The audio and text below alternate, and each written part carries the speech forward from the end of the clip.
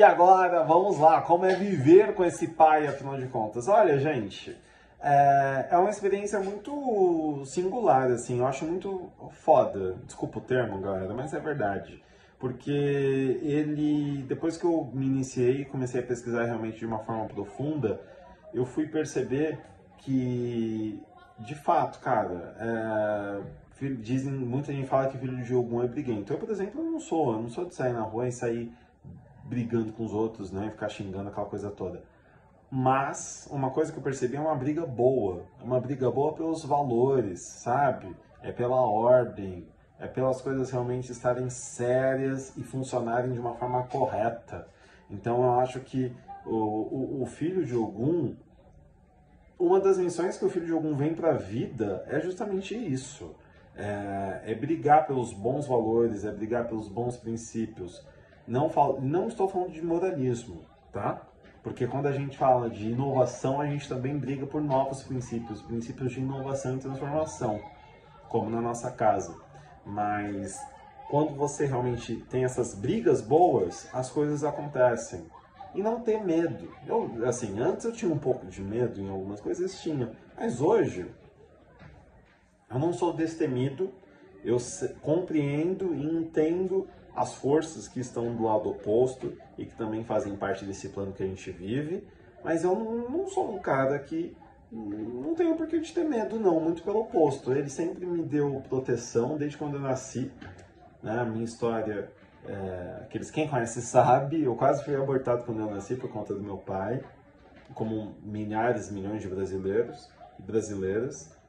E ele veio sempre nesse rumo de força e deu força para minha mãe, e hoje eu tô aqui, tô contando essa história e tenho muito orgulho disso, entre outras coisas. Isso. Até mesmo quando a gente faz coisa errada, e às vezes ele precisa também mostrar que a gente fez coisa errada, ele tá ali presente, cara. É uma proteção silenciosa, mas que a gente sabe que é ele, no final das contas. E é muito forte. É muito forte.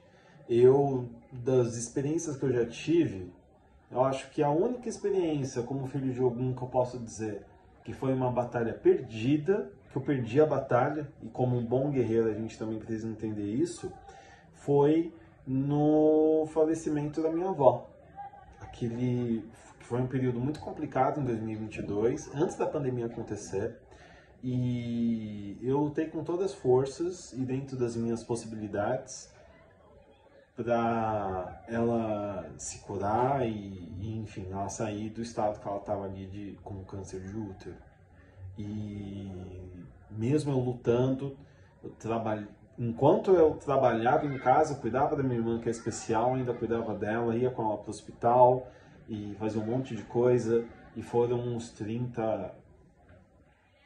40 dias bem complicados, quase 2 meses, e ali eu percebi muito o meu poder de resiliência e o meu poder de transformação, principalmente. Porque foi uma situação que eu não esperava, ela veio meio assim do nada, e quando eu fui ver, eu tava com idas e vindas com ela do hospital, e ela tomando morfina, um monte de coisa. Então foi uma experiência que o filho de Ogum, nesse caso, ele se deparou com uma batalha e que ele não venceu. E essa situação da minha avó foi uma batalha, sim, que o Ogum enfrentou junto comigo, que ele me deu muita força, porque foi muito complicado. E foi uma situação que, de fato, não foi uma batalha que eu venci. E mesmo quando a gente não vence a batalha, a gente tem que ter humildade e reconhecer que a gente lutou, que a gente batalhou, que a gente fez o nosso melhor, e o que tinha que ser, foi. O que tinha que ser, será, né? Não. O que deveria ter ocorrido, ocorreu, e estamos aqui hoje, né? Eu trouxe esse caso porque foi uma batalha que, de fato, eu lutei com todas as minhas forças, com todo o meu ímpeto, e no final ela veio a desencarnar. Depois de quase 2 anos, na última gira do ano passado, o Pedrinho, que é o herê do nosso sacerdote, ele veio e compartilhou com a minha irmã, né, que depois de todo o processo que ela teve, agora ela está recuperada e em breve ela já vai começar a trabalhar de uma forma mais ativa nas nossas colônias espirituais. Realmente agora ela está curada do câncer que ela teve aqui na Terra, desse processo físico e também emocional e também mental. Então eu acho que, no final das contas, não foi uma batalha perdida. Mas, né, sem uma visão romantizada, foi realmente o que tinha que acontecer, aconteceu. Mas dentre outras coisas também, que eu tenho muito orgulho, ele sempre me protegeu, e nessa situação foi muito louco, gente, porque eu ia pro hospital quase toda semana, imagina, um cenário antes da pandemia começar oficialmente, né, que ela faleceu na semana da pandemia, e aí eu ia com ela pro hospital quase que 2 vezes, 3 vezes por semana, para fazer exame, fazer um monte de coisa, às vezes porque ela tinha crise de dor. Então vocês imaginam, eu seria um dos caras que mais poderia ter pego coronavírus aqui do Brasil, nessa situação que eu tava, e não peguei, entendeu? E no caso da Covid, e não peguei. Então, tipo, isso é uma coisa que me deixou muito feliz, muito contente, e com certeza a galera que tá junto com a gente ajuda muito nessas situações. Óbvio que a gente se protegeu, usar máscara é o básico, tomar vacina, mas não ter o medo nesse período de pandemia também foi uma coisa que Ogum me ajudou muito. Porque o medo era um dos principais princípios, como que eu posso dizer, emocionais, onde o vírus também se expandia, né? E a gente, depois disso, sempre viveu numa sociedade com medo. Eu vejo isso nas pessoas hoje em dia. Eu não tenho esse medo pra mim, sinceramente. Eu não tenho. E desejo muito que vocês que estão me assistindo não tenham. E que tragam essa energia desse orixá. Eu não vou chorar. E que tragam essa energia desse orixá incrível na vida de vocês, nesse ano de 2023.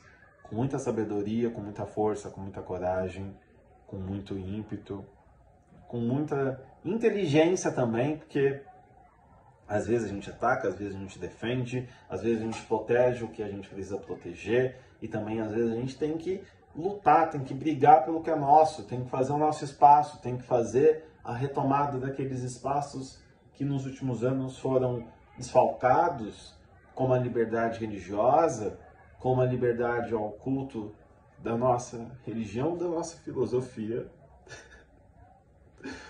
Nós devemos e vamos lutar por um 2023 de retomada dos nossos espaços com respeito, mas eu deixo esses votos para vocês esse ano maravilhoso.